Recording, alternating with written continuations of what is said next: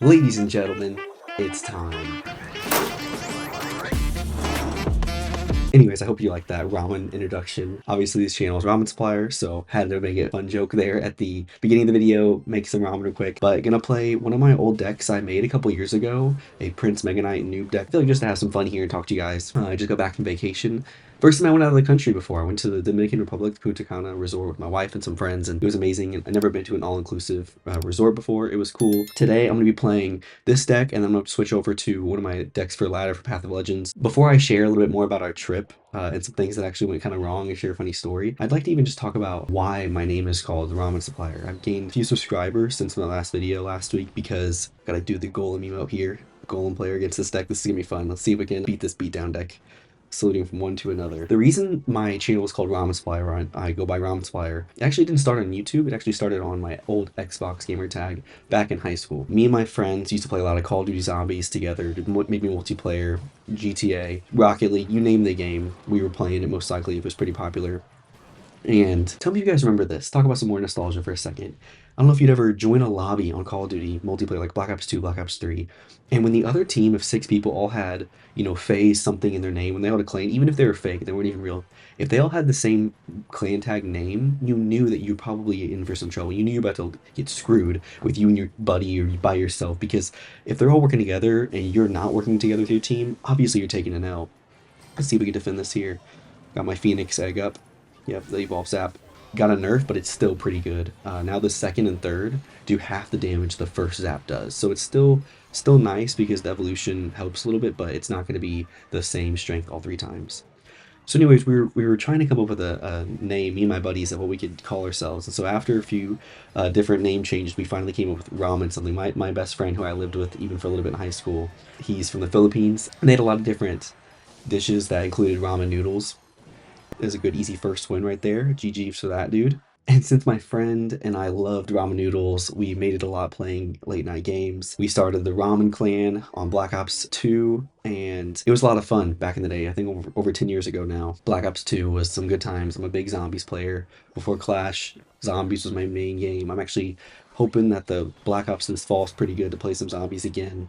Still holding out. Us Zombies players have had it rough, but anyways, we started the Ramen Clan, and since I love supply drops and multiplayer as the score streak Ramen Supplier, and it stuck. I thought, why not keep it with my YouTube channel, because it's something everybody kind of is familiar with who doesn't love ramen. I was that broke college student who ate it for a while. Going to our second game here, like I mentioned before, playing the deck I'm going to be using in Path of Legends with my Golem deck. It's a Royal Recruits, Archers, Goblin Giant deck. Even with the Royal Recruits getting the nerf evolved, the regular ones got a buff a little bit, and the archers actually got a little bit of a damage buff too, even if they got a bit of a nerf in other places as well. Something else that I really like is that the firecracker gets killed by arrows even when she's evolved now. That is so big because it's the most annoying card in the game. But anyways, back to the yapping. So yeah, that's how I got this name. My last video got like 25,000 views in the last week while I was on vacation, so that's pretty crazy. I made a stupid meme about wanting to quit because of all the shop offers, and you guys loved it. Let's kite this hog right over here with the fisherman to activate King Tower.